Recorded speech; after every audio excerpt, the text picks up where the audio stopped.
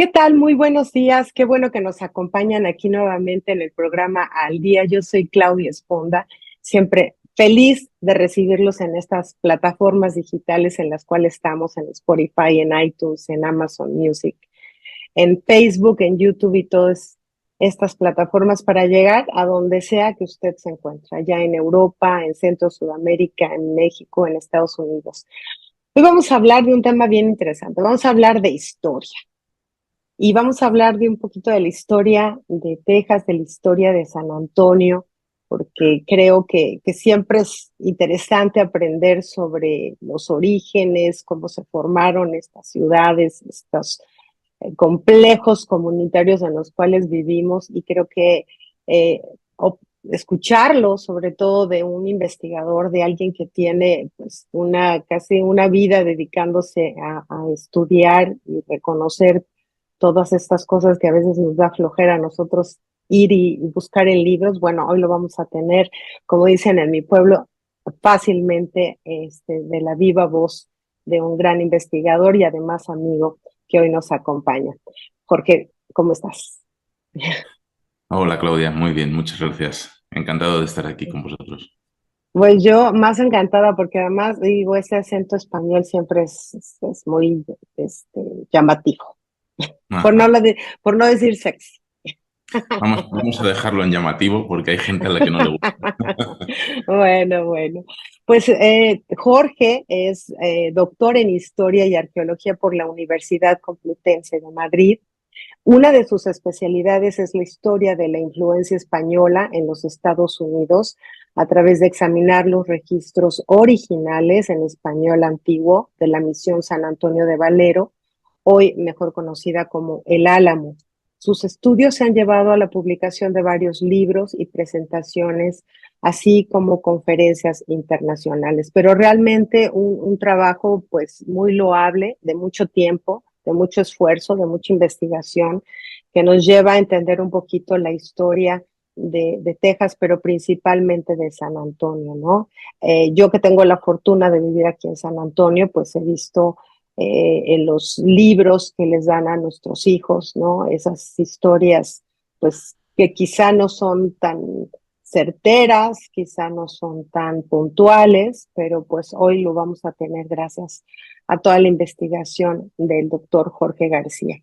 Así es que, bueno, pues yo quisiera empezar hablando un poquito, porque pues sobre todo de entender pues desde el principio, ahora sí que con manzanas, quiénes son las personas que habitaban en Texas, quiénes eran estas comunidades que empezaron a llegar a estos lugares que estaban pues básicamente desolados, ¿no?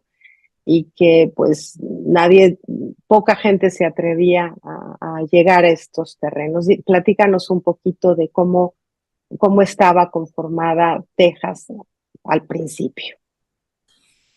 Bueno, en Texas sí había una comunidad bastante grande de indígenas, ¿verdad? De lo que llamamos indios. Ujú.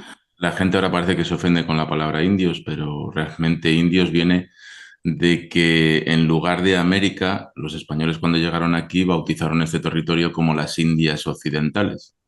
Entonces pues de Indias viene indios. Ujú. Si llegamos a Australia, pues no sé cómo tenemos que llamar a los australianos, ¿verdad? Pues los llamaremos australianos. Nadie se tiene que ofender por eso. Lo único Claro. que ocurre, pues, es que están confundiendo significados y esto traducidos del inglés. En el inglés hay palabras que a ellos les suenan ofensivas, pero que en español pues son descriptivas y describen cómo era esto. Aquí lo que teníamos pues era pues una comunidad de tribus indígenas. Ujú. Unos eran pacíficos y otros eran agresivos, como los que conocemos mucho por los apaches, ¿verdad? Entonces hay naciones de indios, que así es como las llamaban los frailecitos, las llamaban naciones. Ahora esa palabra nos suena muy grande, pero en ese momento era como las llamaban. Entonces había naciones grandes como los comanches, muy grandes, de miles de indios, y había otras pequeñitas que eran pues prácticamente una familia. Pues había unos que eran pacíficos como estos que te digo, cultivaban sus milpas, que las llamaban, donde sembraban sus maíces para el año, y luego los Ujú. había agresivos, los comanches principalmente, pues que vivían del saqueo de todas estas comunidades pacíficas. Entonces había un poco de todo. Unos trataban de defenderse, los otros trataban de atacar, y ese fue el panorama que se encontraron pues los primeros pobladores que llegaron aquí a San Antonio de provenientes, salían de la Monclova. En ese momento todavía no estaba el Valle del Río Grande, no había ninguna población ahí, pero salían de la Monclova en México y llegaban hasta aquí. Y pues bueno, ya había contactos entre estos indios pacíficos y los frailes y las autoridades españolas, virreinales, y entonces fueron los mismos indios los que pidieron el establecimiento de misiones aquí en este territorio. Estoy hablando de los pacíficos, evidentemente, porque Claro. lo que les iban a dar las misiones pues era protección frente a los apaches. Entonces, este es un proceso que se fue dando poco a poco. La misión principal que tenemos aquí en San Antonio ahora es la misión de San Antonio de Valero, que no es que se conozca actualmente como el Álamo, es que ahí sucedió también la batalla del Álamo y los americanos, los La anglosajones, pues nombraste. sí, Sí. no saben siquiera que en lo que era el Álamo, perdón, en lo que era la misión de San Antonio de Valero, pues se produjo la batalla, ellos solo saben de Álamo. Entonces, Ya. pues ellos llegaron aquí. En las misiones lo que se hacía era un proceso de modelización. Entonces, en un principio se llevaban unas familias tlaxcaltecas que ya estaban totalmente hispanizadas, viviendo como no hispanos, como españoles. Y estos vivían dentro de la misión. A veces, pues si era una misión más grande, pues más familias o menos familias, dependiendo del tamaño. Entonces, estas familias servían de modelo para los nuevos indios que llegaban a la misión. Ujú. Entonces, en el caso de la misión de San Antonio de Valero, la nación que llegó eran los jarames en un principio. Vieron cómo los tlaxcaltecas vivían como españoles, cultivando sus campos, cuidando sus ganados, y entonces se integraron en la misión porque eso era lo que ellos querían. A ellos les servía como defensa contra los apaches, y aparte pues les daba una cosa que ellos hasta ahora, hasta ese momento, no conocían, como era el acumular alimentos. Estamos Sí. hablando de comunidades que eran cazadores-recolectores.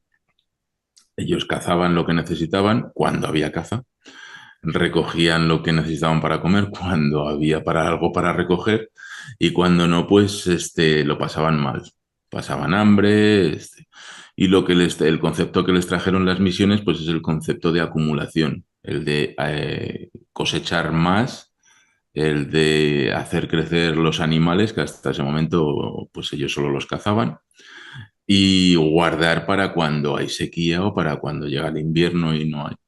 Esto es un concepto que trajeron las misiones y trajeron los frailes con ellos.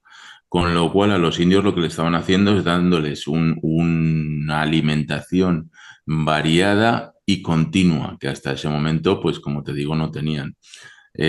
También trajeron, por supuesto, los animales grandes, porque más al norte sí tenían los búfalos, los bisontes, Ujú. pero aquí en la zona de lo que es el norte de México, los bisontes no bajaban, ¿no? Es en el sur de los Estados Unidos, de ahí para arriba, en los grandes planos, donde están los bisontes. En la zona del norte de México, que es donde te estoy hablando ahora, pues con suerte cazaban algún conejillo. O sea, estamos hablando entonces de que se juntaron, digamos que tres comunidades diferentes, ¿no? Lo que eran los indios nativos americanos, lo que eran los mexicanos que ya estaban, digamos que eh, evangelizados por los españoles, y las comunidades que ya habían llegado directamente de España, ¿no? ¿O no? Bueno, Estoy eso confundida. tiene sus matizaciones porque lo que se ha hecho durante toda la historia y se ha necesitado en la historiografía La historiografía pues son el relato de la historia, ¿no? Lo que se escribe, los libros de historia, eso es la historiografía. Pues lo que se ha necesitado siempre fue diferenciar a los indios que estaban cristianizados con los indios que todavía vivían en el campo, que no estaban ni bautizados ni nada. Ujú. Entonces, en todos estos libros y hasta los mismos frailes, ellos diferenciaban entre los indios cristianos y los indios gentiles, así los llamaban, los que todavía no estaban bautizados. Evangelizados. Ujú. Sí. Entonces, durante mucho tiempo, pues se les ha dado el nombre de españoles, pensando en que venían de la península. Pero de la península vinieron cuatro gatitos, ¿no? Ok. Hay que entenderlo así. Entonces, en el Nuevo México, en 1680, antes de eso ya había llegado, seguro que la gente lo conocerá, había llegado Juan de Oñate. Se había establecido en el Juan de Oñate, que es considerado el último conquistador, pero es que Juan de Oñate nació en Zacatecas. Ah, Entonces, o era sea, criollo, era ajá, criollo, lo podemos considerar español, pero es un español de América, ¿no? ajá. Él nació en Zacatecas.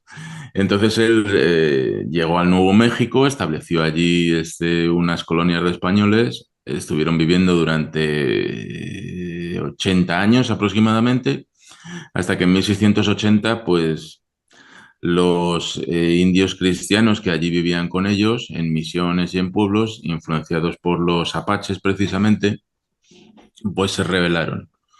Entonces en aquella rebelión mataron a 400 españoles, y lo ponemos entre comillas, ahora te explicaré el porqué, pues entre soldados, familias de los soldados, y otras gentes que había allí viviendo, civiles. Y, y concentraron a estamos hablando del pueblo bueno, la ciudad de Santa Fe, la actual ciudad de Santa Fe en el Nuevo México. Nuevo México. Concentraron a los supervivientes en lo que es el Palacio Real que llamaban entonces. Allí había 1000 personas que estaban asediadas, los indios les cortaron el agua, y estaban asediados por unos 2500 indios. Entonces, precisamente, luego hablaremos de esto si tenemos un minutito, pues Ujú.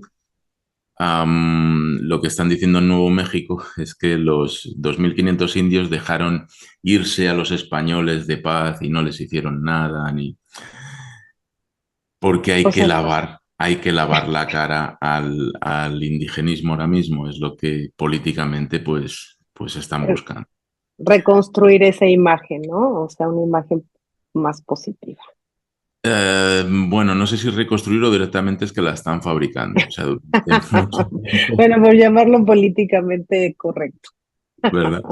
Durante mucho tiempo han dicho los blancos de aquí de los Estados Unidos, nada que ver con españoles. Los blancos de los Estados Unidos durante mucho tiempo han dicho que eran los malos, malos, malísimos, y ahora de repente pues todo el país ha girado 180 grados, y ahora pues todo políticamente funciona cuando te sumas al mensaje indigenista. Vamos a dejarlo ahí de momento. Entonces, bueno, de pacíficamente no fue nada No fue nada. pacífico. Ya te digo que mataron a unos 450 supuestos españoles. Los que quedaban en el Palacio Real tuvieron que salir a caballo con el arma en la mano, y en esa batalla pues murieron 300 indios. Y finalmente, pues esas 1000 personas que estaban con unos pocos soldados en el Palacio Real consiguieron salir de Santa Fe, fueron bajando, se reunieron en el camino con otros 1500 refugiados, también supuestamente españoles, y se tuvieron que establecer Ok. en El Paso, Texas. Entonces, cuando llegan a El Paso, Texas, hay 2500 españoles, les hacen el censo, les preguntan, hacen un censo, una lista de todos estos. Bueno, pues el resultado da que entre esos 2500 españoles procedentes de la península de Europa y de México, ¿no? De las dos comunidades que vemos las más europeas, blancas, pues había menos de 20 personas entre 2500. Entonces, ¿qué quiere decir? Pues que los españoles desde que llegaron se mezclaron hicieron comunidades mestizas, porque el español Ujú, en origen también es mestizo, no es ario, no es blanco, está mezclado por las muchas gentes que pasaron por la península. ujú. Entonces, contrariamente a lo que se quiere vender, el español se mezcla con el resto de poblaciones. Entonces, lo que se consideraban españoles eran realmente pues indios vestidos de españoles, que ya eran cristianos, habían sido bautizados, había mestizos, había mulatos, era una sociedad totalmente, totalmente mestiza, totalmente mezclada.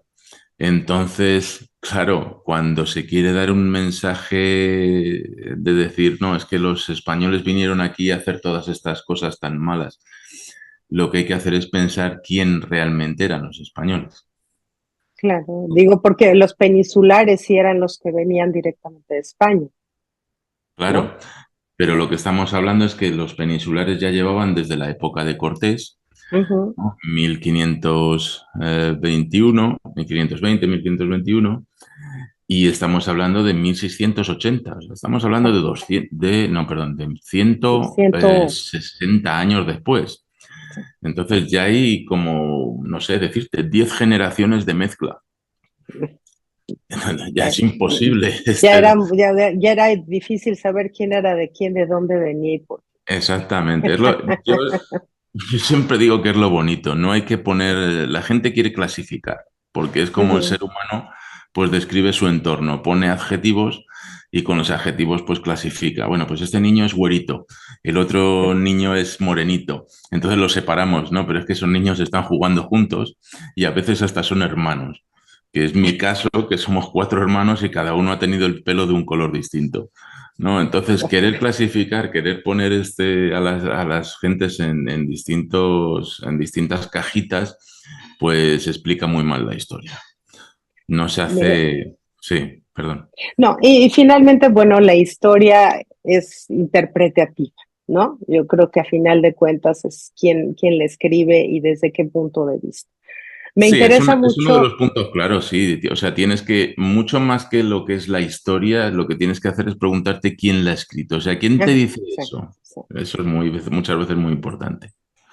Entonces yo creo que de ahí vienen muchas de las dudas que tenemos porque en lo particular, hace pocos años empezamos a oír de los 300 años de la fundación de San Antonio, Texas, ¿no? Y escuché que había cierta polémica al respecto. Quizá tú nos ayudes a entender dónde radica esa polémica de la fundación de San Antonio como tal. Bueno, la polémica pues radica en que, por ejemplo, en España sí tenemos una academia de la historia. En México también tienen algo parecido, Ujú. pero los Estados Unidos no lo tienen. Entonces, ¿quién escribe la historia en los Estados Unidos? Pues quien quiere. Escriben lo que quieren y nadie certifica que eso tenga un poco de sentido. Una academia de la historia que es, pues es un conjunto de académicos que cuando alguien se inventa una bola, pues se lo presenta y ellos dicen, oiga, no, es que usted está mintiendo muy descaradamente, no se puede aceptar esto. Y a veces pues dicen, no, pues esta investigación tiene base, pues vamos a estudiarla y vamos a incorporarla a lo que es la narrativa histórica que tenemos. Eso no sucede en los Estados Unidos. En los Estados Unidos, pues yo los llamo lobbies de la historia. Entonces, pues están las descendientes de las hijas de la Revolución de Texas. Las Ujú. descendientes, o sea, sí, las descendientes de las hijas de la Revolución de los Estados Unidos.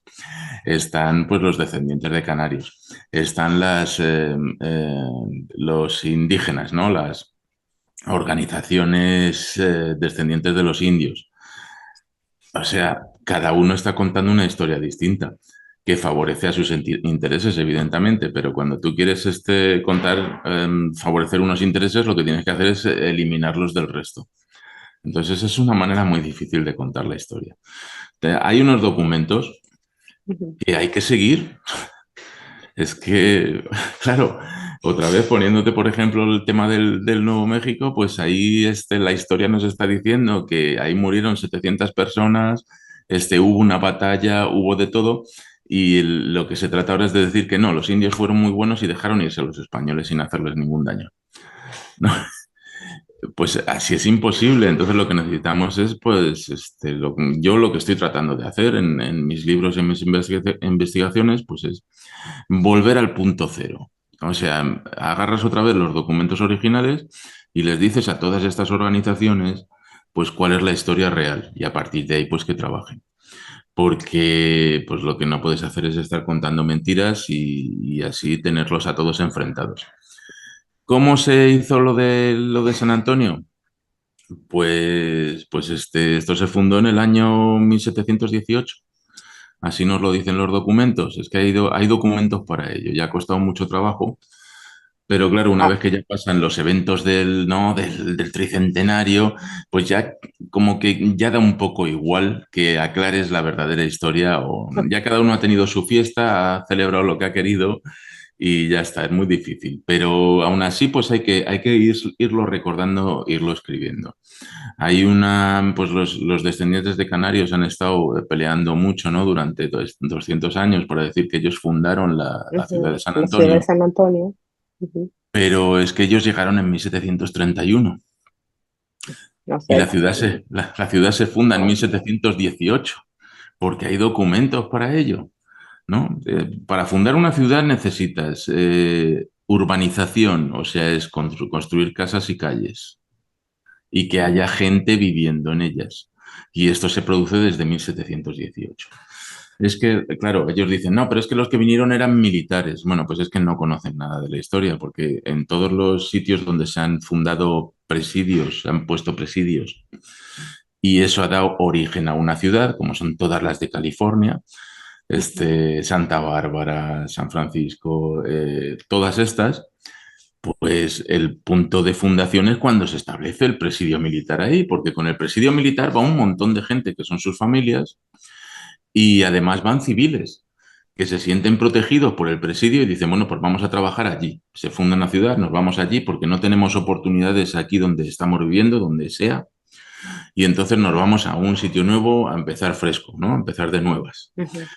Y todos estos civiles se ponen a vivir al lado del presidio. No los podemos considerar militares, por tanto, ya no es solo un establecimiento militar, es un pueblo que se funda. En el caso de San Antonio, hay un documento muy claro que dice, en el 5 de mayo de 1718 hemos fundado la villa de Béjar, que es como se llamó en un principio San Antonio, con todo su parafernalia, hemos puesto el estandarte real, hemos hecho pues todo lo que había que hacer para fundar la villa de Béjar.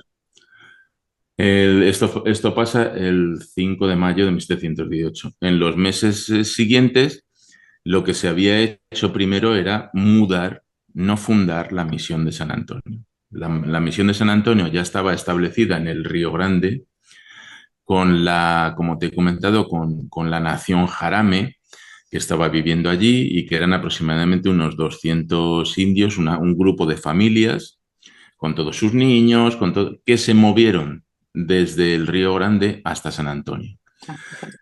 Entonces tenemos tres migraciones. Hasta ahora se ha estado defendiendo solo, pues que vinieron unos soldados y luego vino una migración de personas canarias, de Canarias, pero realmente la emigración más importante, con más gente, la hicieron los indios jarames. Ese es el origen. Los jarames llegan aquí a San Antonio, se establecen en la misión y sirven de modelo para los indios payayas, que son los que vivían en el Valle de San Antonio.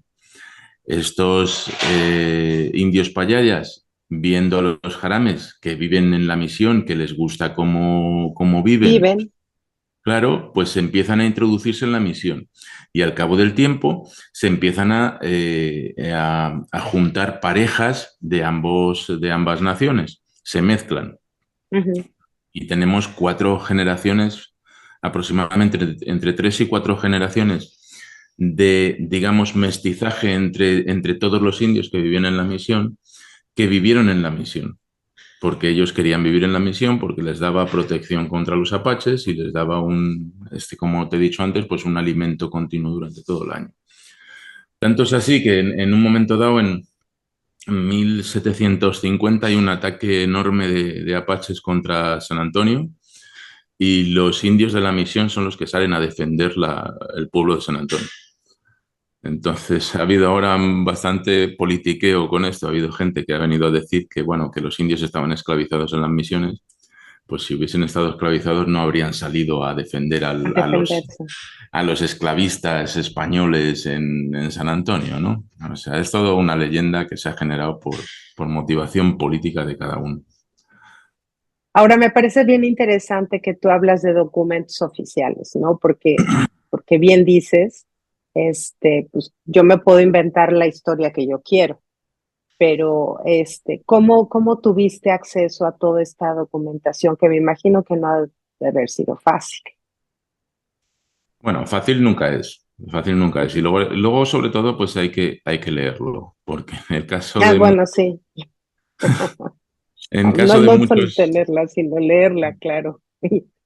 muchos documentos escritos hace 400 años en un español antiguo y con una caligrafía, sobre todo es la caligrafía, una caligrafía que ha cambiado mucho, la que enseñaban en las escuelas. Ahora no enseñan ninguna. Sobre, Bueno, no nos vamos a meter en eso, ¿no? El sobre todo script y aquí todo el rollo. No, vienen nuestros niños de otros sistemas, del sistema mexicano, del sistema español, vienen escribiendo su bonita cursiva, ¿verdad? Muy perfecta, y cuando llegan aquí a los Estados Unidos le dicen, no, no, aquí escribimos de otra manera. aquí con dos dedos, con dos pulgares se escribe hoy en día. Así es. Entonces, pues imagínate, ¿no? En aquella época, hace cuatro siglos, 5 siglos, pues la caligrafía era totalmente distinta. Estás realmente leyendo otro idioma. Ujú, el lenguaje, me imagino, ¿no? Sí, el Diferente. lenguaje no ha cambiado tanto. Y sobre todo cuando ya tienes experiencia y has leído muchísimos documentos, pues te es más fácil.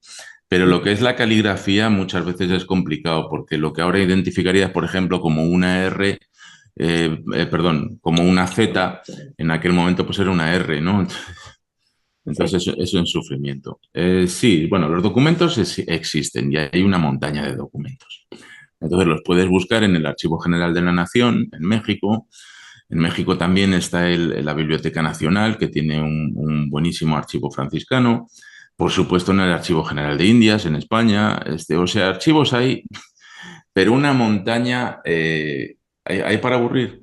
Solo hay que buscarlos. Pero es que la gente no quiere buscarlos. Primero porque es complicado, segundo porque es aburrido Y no es conveniente. y tercero porque no es conveniente. No les interesa. Porque claro, es que yo tengo mi historieta que me he inventado, que cuadra muy bien con mis intereses políticos actuales. Oye, pero es que estoy encontrando miles de documentos que me dicen justamente lo contrario. Pues ¿cómo justifico esto? Pues los borro, no los leo y así se acaba. Y es el origen de todas las mentiras. Entonces, claro, tienes que empezar a sacar documentos y decirles, miren, no, ustedes han inventado esto y realmente lo que dice el documento es esto. Luego vienen los que dicen, no, es que el documento, pues bueno, está escrito por los vencedores, ¿no? Esa es la excusa de siempre, son los vencedores. Ya, bueno, lo siento, pero los vencidos no escribieron documentos, ya es una injusticia, lo sé, pero si no me atengo a lo que hay, entonces me lo estoy Pues inventando. totalmente. Puede, Oye, lo que me he inventado puede ser verdad o no. O sea, es una sí, lotería. Puedo acertar o sí. no con lo que realmente pasó, pero no tengo nada que lo soporte. Lo siento, te lo has inventado. Es así de claro. No, totalmente. Platícanos un poquito, digo, tratando de entender un poco esas épocas, ¿no? Con cómo eran las migraciones y cómo se daban digo, los asentamientos. Los presidios, ¿cuál era la función principal de los presidios y cuál era la función de las misiones? Bueno, la misión realmente, lo que siempre les digo es que no es un edificio, porque Ujú. el tema que está, pues, la último que estaban diciendo aquí, un ex cargo de una universidad, no le vamos a nombrar, pues es que las misiones eran campos de concentración que esclavizaban a los indios y que los padres estaban ahí para obligar a los indios a construir las misiones. Ya, no, lo que estás fallando es precisamente en el mensaje básico, es que la misión no es el edificio, eso es la consecuencia de la misión. La misión es el encargo que recibe un fraile para irse a un determinado sitio a convertir a los indios, a educarlos en el sistema español, el idioma, todas esas cosas. Esa es la misión. Ok. Estos los edificios, pues son las consecuencias de la misión. Ellos necesitan casas donde vivir, necesitan un techo que les proteja, necesitan un muro que los proteja también, y finalmente, si hay tiempo, que es lo que no pasó en San Antonio, si hay tiempo, pues se construye una iglesia. Porque hasta que se construye esa iglesia bonita que vemos, por ejemplo, en la misión de San José, hasta ese momento ellos también tienen iglesia. Han hecho un jacal con ladrillos de adobe y con paja, con techo de paja, y ahí es donde dan misa y donde... Ujú. O sea, lo que es la iglesia, esa bonita que vemos ahora, es un accesorio. Si hay tiempo se hace y si no hay tiempo no se hace. En el caso de San Antonio no se hizo porque ya cuando la terminaron por fin, que le pusieron la cubierta a los tejados, pues se les derrumbó en el año 1700 y pico, y entonces ya no tuvieron ni fuerza humana ni para terminar esa construcción. Eso quiere decir que no era lo primordial. Entonces era principalmente albergar al clero. El clero vivía en las mismas casas que tenían los indios. Entonces, si alguien ha ido por la misión de San José, pues todo lo que es alrededor del muro, hay unas casitas Ah, pequeñas cierto. Ujú. que son las casitas de los indios. Son las casitas del militar que vivía en la misión, porque solo había un militar, solo había un soldado que enseñaba a los indios cómo manejar las armas, cómo defenderse, cómo proteger el recinto, pero no estaba allí para otra cosa más que para eso. Entonces el militar cuando había un ataque de indios, él salía con su caballo, iba hasta el presidio, que en el caso de San Antonio pues estaba a 500 metros de distancia, pero que lo normal es que se pusiese como a 5 kilómetros aproximadamente. Entonces ese militar era un enlace que daba aviso al presidio de que había un ataque para que pues mandasen más soldados para defender la misión. Ok. Y Eh, entonces en los presidios habitaban los soldados. claro, lo que ocurre es que hay otro concepto que también se ha tomado erróneamente y es el tema de presidio como si fuese un fuerte, un castillo, un... No, el presidio es un grupo de soldados. Entonces, el grupo de soldados que se establece, de la misma manera que decimos pelotón o decimos batallón o compañía, una compañía nadie se plantea que una compañía sea un edificio, es un grupo de soldados. Pues lo mismo era el presidio. El presidio es un grupo de soldados que está pues defendiendo el territorio. Entonces, en muchos casos, los soldados que pues no necesitaban protección, lo único que hacían era construirse sus casas de adobe y ahí Ujú. vivían. Y aparte, pues estos soldados eran pobladores. Ellos se traían a su familia o la formaban aquí y necesitaban un pedazo de terreno para cultivar su huerta y sus animales y todo esto. Entonces, el aspecto que nos da a una población como la de San Antonio es que es una población muy dispersa. No es un pueblito muy cerrado, sino es una población muy dispersa. Ahí es donde viven los soldados presidiales. Y cuando hacen falta, pues salen de sus casas y se visten con el uniforme y se van a donde tengan que irse. Eso es el presidio. El presidio realmente, pues es lo que te digo, grupo de soldados que forman una población, sobre todo en la frontera. O sea, se van para allá con sus familias y a partir de ahí es donde se crean los pueblos. Entonces, el presidio, la función que tiene es la de defensa del territorio. Ok.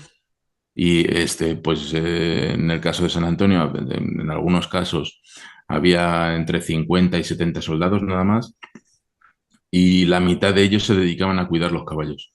O sea, los caballos era lo más importante que tenían los soldados. Pero los caballos comen, Ah, claro. parte, claro, sí. Entonces los tienes que tener en el pastizal, ¿no? Comiendo pasto, pero eso no tienen allí un vallado que los proteja de los apaches. Los apaches venían por la noche y robaban pues todos los caballos. Imagínate los No. soldados hoy en día si les quitas los tanques, pues ¿de qué sirven? No sirven de nada. En- ¿Y cuál era el sustento principal de esas comunidades? O sea, ¿de qué se vivía? ¿Era agricultura, era ganado? ¿Cuál eran? Digo, porque siendo comunidades tan pequeñas y tan dispersas, ¿cuál era lo que las sustentaba? sí, tú has acertado. Este es el tema agrícola, tanto ganado como... como pues lo que puedas plantar en tu campo. Lo que se hace o sea, al principio, hasta que crece la primera cosecha, ¿no? Hasta que cosechas la primera vez, pues ellos traen con sus carros, pues traen sus provisiones para estar viviendo por lo menos un año. Y lo que se hace primero es plantar y después pues ya se van construyendo las casas casi.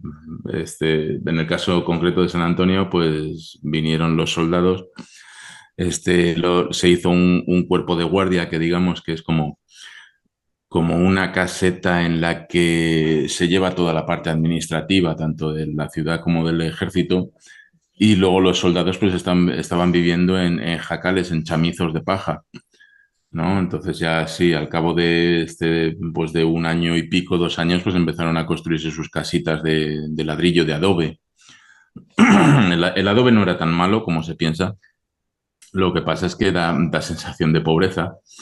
Pero es Y fresco, ¿no? sí, no, aparte de eso, pues el tema es que el adobe defiende muy bien, sobre todo contra las flechas. Entonces ahí, Ay, y es sí. claro, el ladrillo de adobe es un ladrillo grande y entonces hace un muro grande. Y si tú eres un indio y estás fuera y quieres hacer un agujero para entrar, pues ahí te puedes pasar toda la noche haciendo el agujero porque eso tiene una dureza enorme y entonces les protegía muy bien. La verdad es que el adobe les protegía muy bien. Lo que viene luego, pues mira, para que te hagas una idea, el hispano construye en adobe y construye en piedra. Entonces protege mucho la naturaleza porque cuando llega el europeo, el gringo, el americano, pues llega y él construye en madera. Entonces lo primero que hace es cortar todos los árboles, ¿no? Y luego, pues, muy endebles situaciones, Claro. pues se Tienes incendia, se edificios. vuela, todo pasa, ¿no? El Mientras cuento de los tres cerditos, ¿verdad? sí, no, totalmente. Oye, dime algo, platícanos un poquito acerca de las misiones. O sea, finalmente la de Valero fue la primera que se estableció, o cuál fue la secuencia de estas misiones. Sí, la primera que se muda, ¿no? Porque Ujú. ya te digo que lo que pasó aquí en San Antonio es que se movió desde el valle del Río Grande. La primera que se muda es la de San Antonio, después, 3 años más tarde, el Marqués de San Miguel de Aguayo pone los dineritos para hacer la segunda, que es la de San José. Y después, al cabo de justo un par de meses antes de que llegasen la migración de canarios, pues trasladan 3 misiones que estaban en el este de Texas, las trasladan a San Antonio, que son el resto, la Concepción, San Juan y San Francisco de la Espada. Entonces sí, tenemos aquí 5 misiones. En algún momento, precisamente por ese tema de documental, de que no se leen bien los documentos, pues se dijo que había una sexta misión, que era Francisco Javier de Nájera, pero la misión, precisamente los documentos están diciendo que nunca existió. Y sin embargo, aquí el americano, pues la han hecho la han encontrado, no sé dónde, porque como no existió, pero ellos dicen que la han encontrado y tienen ahí un monolito dedicado a ella. Y, bueno, es un desastre, la verdad. Entonces, ¿y por qué tanta misión en San Antonio? ¿Por qué tantas? Porque realmente había indios que la necesitaban. En la de San Antonio de Valero, Ujú. pues se llegaron a juntar hasta 400. Entonces, llega un momento en que necesitas terreno para dar de comer a esta gente, necesitas terreno para que vivan y todo eso tiene un límite. Entonces, pues es como ya sabemos, la superpoblación. Si esta está superpoblada, no tiene alimentos para dar de comer a toda la población, pues ya necesitas otras. Pero sobre todo es porque, mira, esto es difícil de asumir para los que defienden mucho lo indígena ahora mismo, pero lo cierto es que se estaban matando entre ellos. Las comunidades nativas se mataban entre ellos y cuando llegaban a los soldados y les preguntaban, pero por qué hacéis esto? ¿Por qué estáis en guerra? ¿Qué ha sucedido? ¿Qué ha pasado? Ujú. ellos decían, no, pues siempre lo hemos hecho.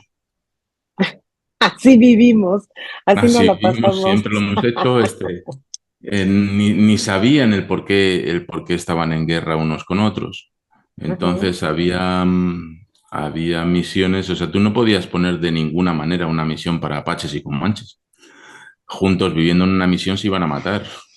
ujú, Eh, Prácticamente los apaches, que eran una tribu enorme, muy grande, que tenía distintas ramificaciones, distintos subgrupos y pues se llegaba a un tratado de paz con ellos, pero no lo cumplían porque había otros grupos que no. Entonces estos estaban en guerra con todos los demás, tanto con los comanches como además ellos como tenían esa economía de saqueo, pues ujú. iban a las tribus pequeñas y les saqueaban tanto lo que comían como gente, ¿no? Los apaches crecieron a base de gente, de engullir otras naciones más pequeñas. Lo que hacían con esto, pues era mataban a los adultos, hombres, y se quedaban con mujeres y niños. Y entonces Ah, de esa manera crecía su grupo, su tribu. Muchas de las naciones indígenas pues desaparecieron de esta forma, engullidas por los apaches. Eh, y así es como funcionaban. Entonces, claro, llegaron las misiones y decían, bueno, sí, hacemos una misión para los Yerbipiamos. Eran otra de las tribus principales que no estaban aquí, estaban en el río Guadalupe, un poquito más lejos. ujú. Y ellos pidieron la misión, ¿no? Queremos ir a la misión, queremos vivir en la misión, pero nos llevamos muy mal con los jarames, con los payayas. Este, y entonces había que ponerle una misión distinta para ellos. Oh my God, pues eran grupitos por grupitos. Yo me Claro. imagino que entre tanta guerra local, pues obviamente la fluctuación de la población subía y bajaba.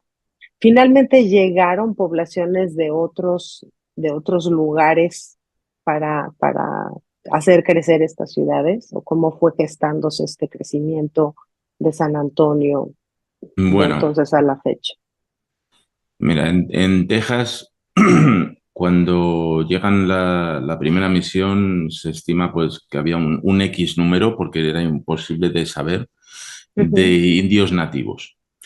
Lo que sí se sabe es que en el momento de que se vayan los españoles, pues hay los mismos grupos nativos. ujú. Sí, ha habido una influencia grave de epidemias que han reducido número, pero siguen los mismos grupos nativos.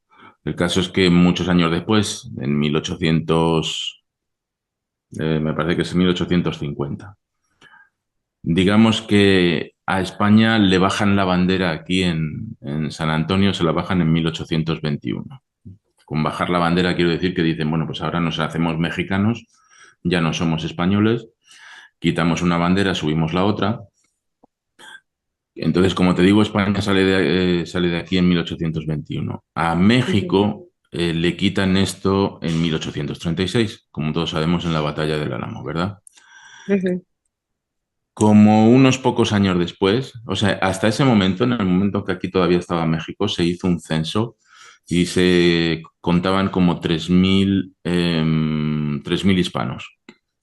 Ujú. Aparte, hispanos, como te digo, pues en muchos casos son indios cristianos, que son vestidos de español o de mexicano, unos 3.000 aproximadamente. Aparte de los indios que vivían, pues apaches, todas las tribus que seguían existiendo en En la En zona. 1800, sí, en 1850 hay un censo del ejército de los Estados Unidos, porque, ¿sabes? No, espérate, 1845 yo creo que es cuando Texas entra a formar parte de los Estados Unidos, ¿no? Que se independiza de México. Ok. Sí, bueno, independizarse se independiza en 1836, pero en 1845, unos poquitos años después, es cuando entra ya en lo que es oficialmente dentro de los Estados Unidos. Ok, el proyecto de los Estados Unidos. Sí, en Ujú, ese momento el ejército de los Estados Unidos hace un censo para saber lo que tiene en Texas. Y entonces se cuentan 430.000 colonos europeos wow. eh, que se trajeron 180.000 esclavos negros. Mm. Entonces, en cuestión de unos pocos años, aquí no solo a San Antonio, pero bueno, todos sabemos que los pueblos que hay por alrededor son alemanes, ¿verdad? Ujú. Fredericksburg, Burnit, Green, todos estos son alemanes, es comunidad alemana que se vinieron aquí. Pues lo que te digo, en poco menos de 8 o 9 años, lo que hay es una invasión de más de medio millón de personas, cada uno con su terreno, sus ranchitos, y todos estos pues han empujado fuera a las tribus indígenas. ya. Además Pues un de los... crecimiento impresionante. Lo que sí es cierto es que se creó toda una cultura de todas estas tribus y todas estas guerras, ¿no? O sea, a través de la cinematografía, yo me acuerdo que se creó incluso un concepto cinematográfico, el western, ¿no? De los apaches con es impresionante cómo se cuenta la historia también a través de la cinematografía de que quiénes eran los buenos y quiénes eran los malos, ¿no? Así O sea, es. muy, Sí, muy interesante. tienes a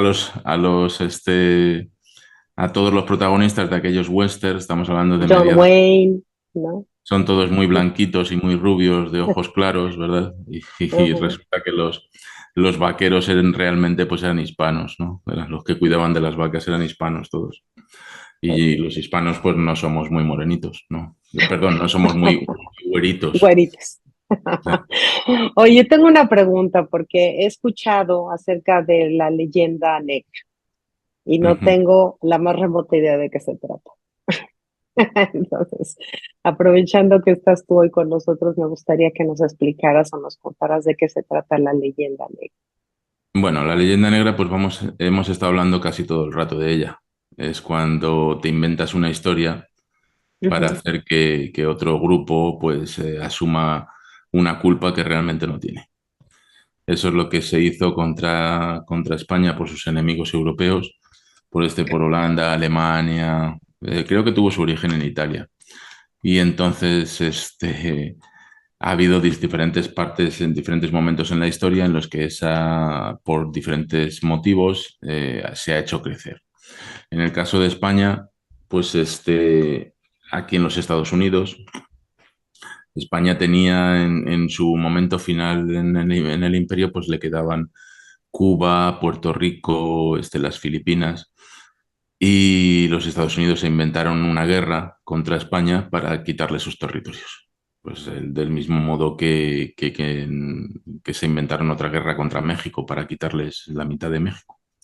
ujú, Y entonces en ese momento había que justificar que se había hecho aquello y que se había hecho con toda la ley, se hizo una propaganda enorme y muy negativa para decir lo malos y malísimos que habían sido los españoles y que estaba totalmente justificado el quitarles esos territorios.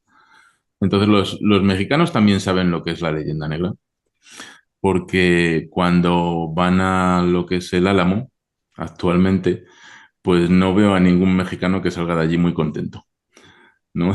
De cómo se cuenta la historia, sí. la historia del Álamo allí. Eso es leyenda negra también. Lo que ocurre es que, bueno, han sido muy exitosos y el anglosajón lo que ha hecho ha sido ponernos en contra españoles con mexicanos, cuando no debería ser esto para nada. Han contado una serie de mentiras históricas y eso es leyenda negra, pero es la misma que están sufriendo los mexicanos sin darse cuenta cuando llegan, lo que te digo, cuando llegan al Álamo y les dicen bueno, que los del Álamo se defendieron del invasor extranjero. Oiga, pero es Sí, que ellos Texas era fue parte de invadido, México. claro. Texas era O parte de sea, México. O sea, ¿quién invadió a quién, no? Ese es el problema. Esa es la leyenda negra, básicamente. no, y se cuenta, te digo también, digo, hasta Tom Cruise tiene su película, ¿no? Sobre el Álamo, pero bueno, Ah, no sabía. sí, Tendré que sí, buscar. sí, habrá toda una historia. Platícanos de tus libros, Jorge, me interesa mucho porque yo creo que quienes realmente nos interesa conocer de dónde estamos, dónde vivimos, de dónde procedemos, es interesante conocer fuentes fidedignas, gente que como tú se ha dedicado a hacer estudios profundos, a buscar las fuentes fidedignas de todo el material del que hablas. Platícanos un poquito de tus libros, de dónde podemos adquirirlos, etcétera. Bueno, los libros se pueden comprar en Amazon. Ujú. Están todos en Amazon. Si me buscan por mi nombre completo, Jorge Luis García Ruiz, pues los pueden encontrar. Ahora va a salir precisamente la semana que viene, o como mucho en 10 días, saco el próximo, que se llama Presidio, que pues espero que,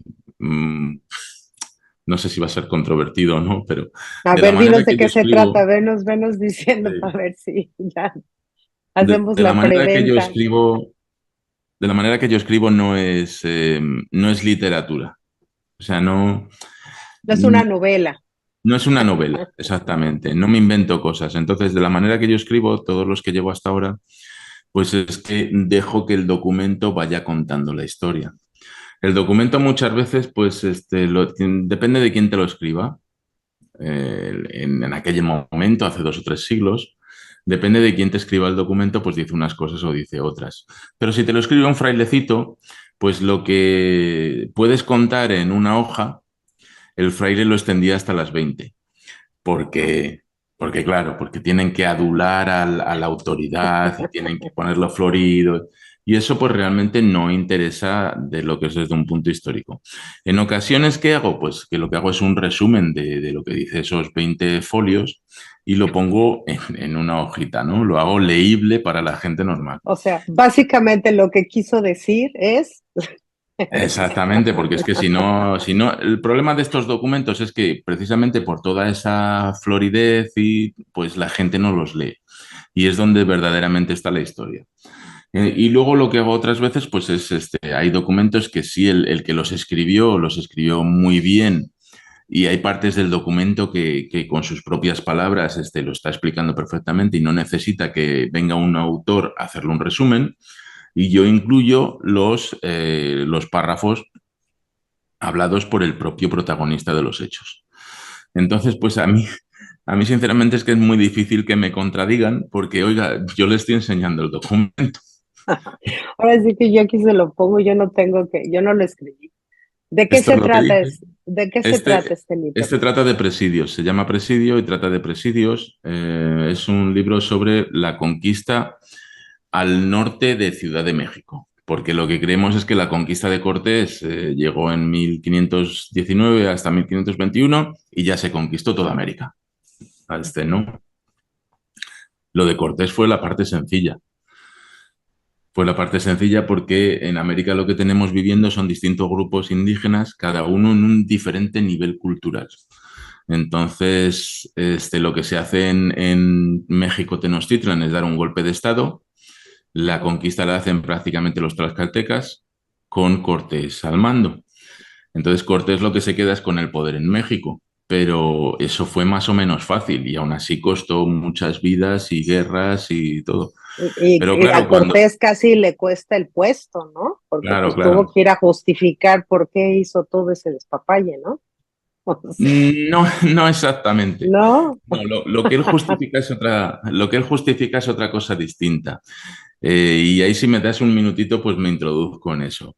a ver, sí, Había, porque según yo sí. tuvo que decirles a los de allá, pues, ¿saben qué? Que pues, sí lo hice, pero eran por buenas razones. A ver, cuéntame. No, el problema ahí es que no solo Cortés, pues vienen, y bien después de Cortés, pues llegan otra serie de conquistadores. Hay uno que fue bastante malo, ese es uno de los garbanzos negros que hay. Cortés, a pesar de todo, no fue tan malo, a pesar de lo que digan los libros de las escuelas mexicanas. Hay uno que era Nuño Beltrán de Guzmán. Este señor es el que conquistó la Nueva Galicia, o sea, el norte de México. Y este señor, documentalmente, pues hay pruebas en que sí lo hizo bastante mal. Pero este señor es que era presidente de la audiencia. La audiencia es los jueces, ¿no? Los que juzgan. Y entonces estaba enemistado y era un competidor real con Cortés, competidor Ujú, político.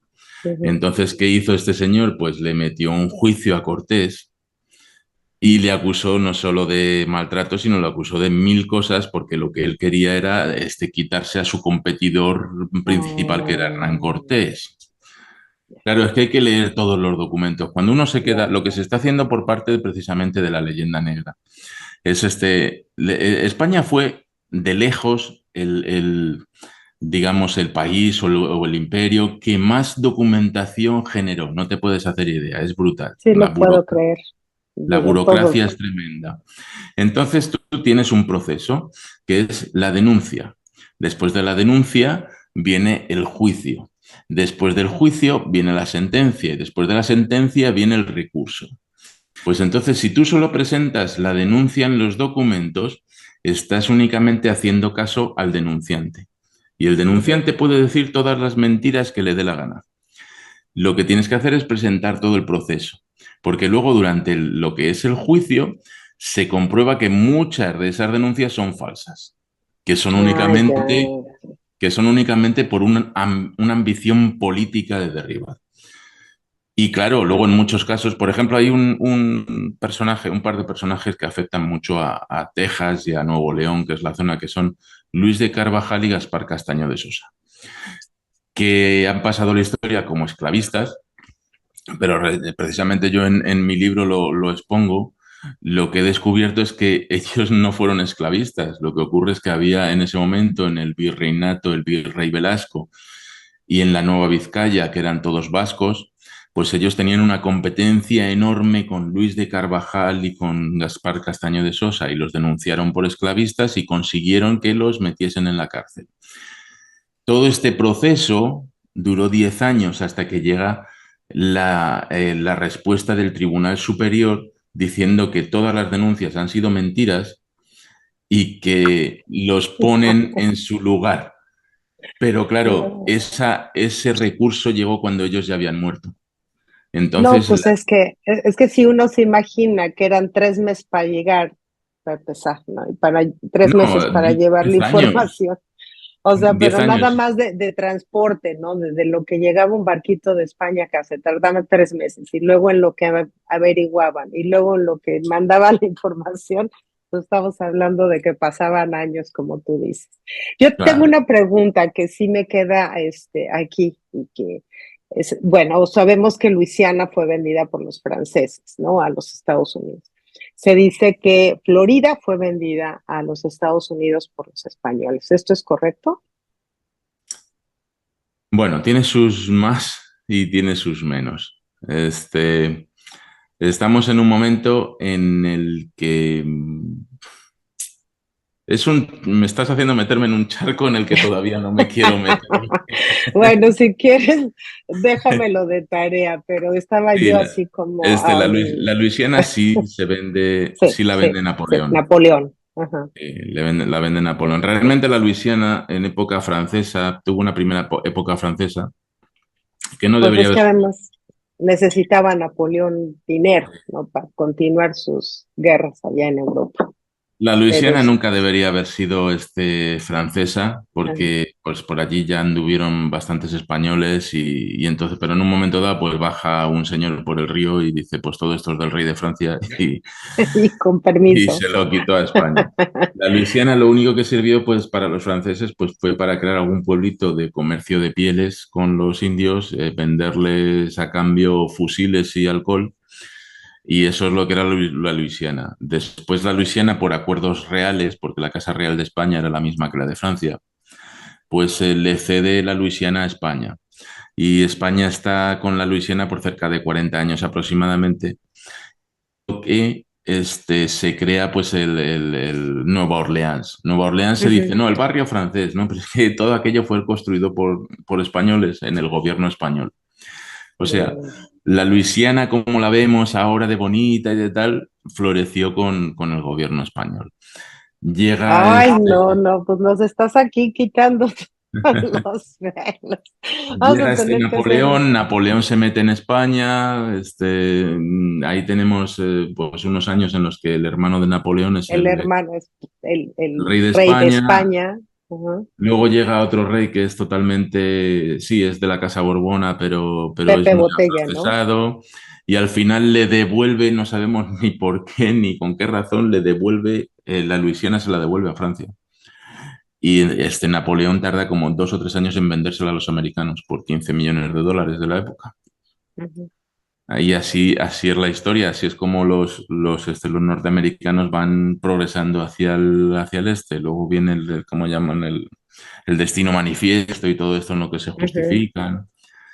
Y entonces Y no nos vas a contar lo de Florida no, rápido, ¿no? Ok. no, te lo dejo para otro día. Bueno, vamos a tener que hacer uno, porque sí, ahora ya me dejaste más picada que antes.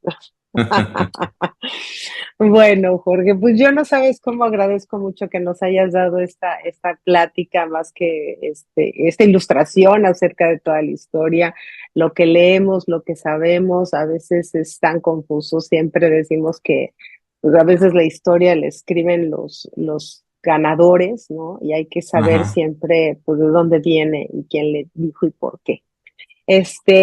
¿Me puedes dar los nombres de tus libros y dónde podemos conseguirlos para la gente que esté interesada? Y sobre todo, tu próximo libro, cuándo sale, en dónde lo conseguimos. Sí, bueno, habíamos empezado a hablar de los libros y nos hemos ido variando Ujú, hacia otro tema. Yo los libros de las misiones, tengo 3 libros publicados sobre las misiones. Son los 3 primeros libros que se escribieron en San Antonio, que son los registros de la misión, bautismos, matrimonios y defunciones que escribieron los frailes en la misión. Entonces, ahí está, ese es el verdadero certificado de nacimiento de la ciudad de San Antonio. Lo que ok. ocurre es que son libros muy técnicos que además no son baratos, lo siento. Pero son Es que libros. digo, te ha costado tu trabajo, ¿no? Así es. No, Y no estos importa. libros pues pueden interesar a los descendientes de los que vivieron en las misiones. Hay mucha gente, ya van calando bastante aquí en San Antonio, y entonces hay mucha gente que son descendientes y de los que figuran en los libros, y entonces les hace mucha ilusión ver a sus ancestros Claro, ahí, ¿no? claro. Y eso, pues ¿Dónde bueno, los conseguimos? eso se consiguen en Amazon y están bajo San Antonio de Valero, la misión de San Antonio de Valero. Ok. Y Sí, el luego tengo próximo, dos ajá, pequeños iniciales que son sobre el falso origen del nombre de Texas y pues sobre la fundación de San Antonio. Esos sí son baratitos para iniciarse en lo que es la historia y en este humilde historiador. Pues sí, están bastante bien. Y además esos son bilingües, están tanto en inglés como en español y uno se llama The False Origin of the Name Texas. uy, nos vamos a tener que aventarnos otro programa. Sí. Y el otro es la fundación, The Foundation of San Antonio. Pues creo que pongo la Ok, fecha. Y también en Amazon. el nuevo que va a salir, pues se llama Presidio. Ese es únicamente en español, de momento. A lo mejor en el futuro, pues se va a sacar en inglés, habrá una traducción. Lo que pasa es que, claro, no sé yo cómo les va a sentar a los angloamericanos el que les digan la verdad en la cara, ¿no? Y pues ese ya va a salir en una semana, 10 días quizá, ya sale y también en Amazon y se llama Presidio, los soldados del rey. Pues estaremos muy contentos de leer y a ver cómo se pone esto. Te Bueno, agradezco, se va a va poner a causar bueno, se mucha va. sorpresa, ya verás. Pues yo espero que nos des otra oportunidad para seguir hablando. Igual ya te convencemos que nos hables de Florida, que nos hables de lo del nombre de Texas, ¿no? De que nos hables un poquito también de todo lo que ocurrió con esta, pues digamos que pérdida lamentable de todo lo que fue California, Nuevo México, Arizona, Utah, toda esa parte que perteneció a Bueno, México igual.